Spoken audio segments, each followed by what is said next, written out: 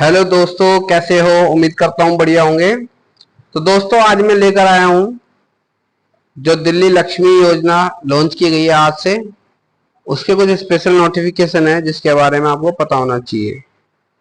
देखो, जो ये मैं ऑफिशियल वेबसाइट पे हूँ, इसकी ऑफिशियल वेबसाइट पे जो जो जरूरी डॉक्यूमेंट्स है उसके बारे में बात हो रही है। एलिजिबिलिटी क्या है, ये देखो यहाँ पे बता रहा है कि क्या योग्यता होनी चाहिए। ये क्या योग्यता होनी चाहिए, इसके बारे में बात करते हैं। देखो, मैं इसे ओपन कर रहा हूँ, देखते हैं क्या बताता है इसमें। देखो, सबसे पहले कह रहा है कि जो अप्लीकेंट है मस्ट बी फीमेल, यानी आवेदक कौन होनी चाहिए? महिला होनी चाहिए। दूसरी बात कह रहा है कि आवेदक परिवार की सबसे बड़ी महिला सदस्य होनी चाहिए। महिला जो है वो सबसे बड़ी होनी चाहिए। कहने का मतलब यह है कि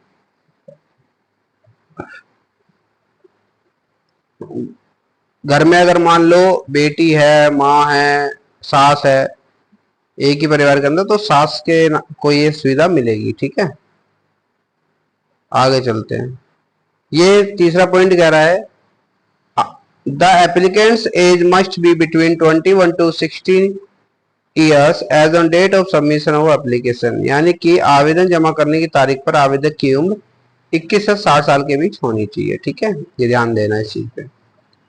नेक्स्ट कह रहा है कि जो वार्षिक आय है, मतलब जो एनुअल इनकम है पूरे परिवार की, वो 2.5 लाख से अधिक नहीं होनी चाहिए। पूरी परिवार की जो इनकम है। नेक्स्ट पॉइंट है आवेदन जमा करने की तारीख तक आवेदक या उनके पति या उनके माता पिता में से किसी एक का दिल्ली का निवासी होना जरूरी है, कम से कम पिछले 10 साल से। आगे इनकी क्या कंडीशन है कि जो एप्लीकेंट है वो आवेदन दिल्ली का पंजीकृत मतदाता होना चाहिए, यानी वोटर आईडी कार्ड आपका होना जरूरी है। आगे बात करें तो ये कहता है कि परिवार की आवेदन से पूर्व पिछले 12 महीने की वार्षिक बिजली खपत 2400 यूनिट से अधिक नहीं होनी चाहिए, यानी कि हर महीने 200 यूनिट का हिसाब लगाया जाए, उतनी ही होनी चाहिए, उससे ज्यादा नहीं होनी चाहिए। ठीक है, मतलब कुल मिला के 12 महीने की 2400 से ज्यादा नहीं होनी चाहिए। और जो ये फॉर्म भर रहा है वो किसी प्रकार का टैक्स देने वाला व्यक्ति ना हो, जीएसटी भी फाइल ना करता हो। ठीक है, आगे ये कह रहा है कि आवेदक या परिवार कोई भी सदस्य राज्य सरकार मतलब किसी गवर्नमेंट डिपार्टमेंट में ना काम ना करता हो, और ना ही कहीं से विधवा पेंशन, विकलांग पेंशन या अन्य कोई पेंशन या कोई अन्य सहायता किसी प्रकार की कोई हेल्प ले रहा हो गवर्नमेंट से।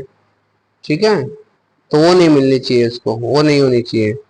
नेक्स्ट है आवेदक या परिवार का कोई सदस्य 4 पहिया मोटर वाहन का मालिक नहीं होना चाहिए, मतलब घर में 4 पहिए की गाड़ी है जिसके घर में, वो भी इसके लिए एलिजिबल नहीं है, वो भी ये फॉर्म नहीं भर सकता। आवेदक के 3 से अधिक बच्चे नहीं होने चाहिए, और आवेदक के विरुद्ध कोई आपराधिक रिकॉर्ड या आपराधिक पृष्ठभूमि नहीं होनी चाहिए, मतलब कोई वो क्रिमिनल रिकॉर्ड नहीं होना चाहिए। तो ये 12 एलिजिबिलिटी उन्होंने बताई है।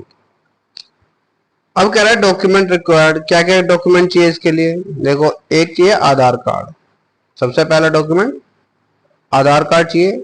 दूसरा चाहिए दिल्ली का वोटर आईडी कार्ड, दिल्ली मतदाता पहचान पत्र, आवेदक का फोटोग्राफ एवं हस्ताक्षर, संबंधित निर्वाचन क्षेत्र के सांसद विधायक का समर्थन पत्र। देखो, सांसद या विधायक का समर्थन पत्र चाहिए, मतलब कि एमएलए से अटेस्टेड एक लेटर चाहिए कि हाँ जी ये एलिजिबल है। ठीक है, दूसरा 10 साल के प्रूफ में क्या लगाओगे? 10 साल पुराने व्यक्ति है, क्या लगाओगे भाई? या तो दिल्ली का वोटर आईडी कार्ड हो, या राशन कार्ड हो, या ड्राइविंग लाइसेंस हो। ठीक है, इन तीनों में से कोई भी चल जाएगा इसमें। और एक इलेक्ट्रिसिटी बिल, गैस कनेक्शन भी आप इसमें लगा सकते हो 10 साल के प्रूफ में। अब है एज का, एज का क्या प्रूफ लगाओगे? बर्थ सर्टिफिकेट, स्कूल छोड़ने का कोई प्रमाण पत्र हो, मान लो स्कूल छोड़ पढ़ रहा था कोई, 10वीं की मार्कशीट हो, ड्राइविंग लाइसेंस, पैन कार्ड, आधार कार्ड, वोटर आईडी कार्ड, ये सभी डेट ऑफ बर्थ के उसमें चल जाएंगे। बस यही डॉक्यूमेंट चाहिए और फिर आप यहाँ से इसको अप्लाई कर सकते हो। अप्लाई करने का तरीका क्या है?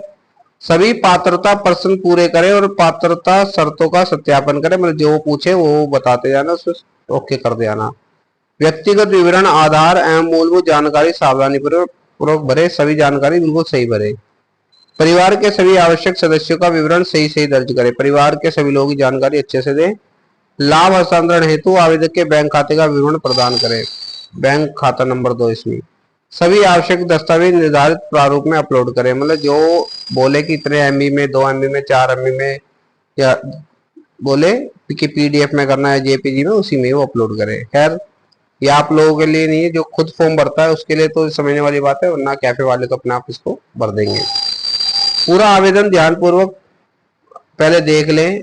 जमा फाइनल सबमिट करने जमा करने से पहले ना पहले चेक कर लेना अच्छे से कि कोई गलती तो नहीं हुई। ठीक है, फिर उसमें उसमें जो साइन किया हुआ एमएलए का लेटर है वो उसमें लगेगा, और download and save the acknowledgement receipt for future reference. और जब वो अप्लाई हो जाए तो उसकी रिसिप्ट आप अपने पास रख लेना। ठीक है, जिससे कि आपको बाद में चेक करना हो तो आप चेक कर सकते हो। ठीक है, यहाँ से आप अप्लाई कर सकते हो। अप्लाई करने का तरीका सीधा सा है, अप्लाई वाले बटन पे जाना और यहाँ से अप्लाई करना।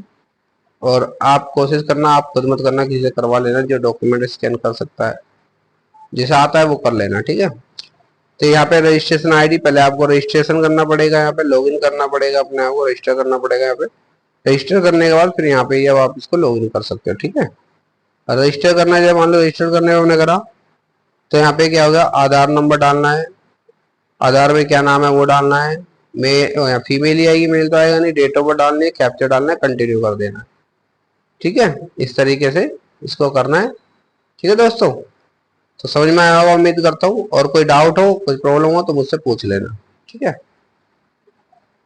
तब तक के लिए बाय। उम्मीद करता हूँ आप लोगों के फॉर्म अच्छे से भरे जाएं और आप लोगों को सभी को लाभ मिले।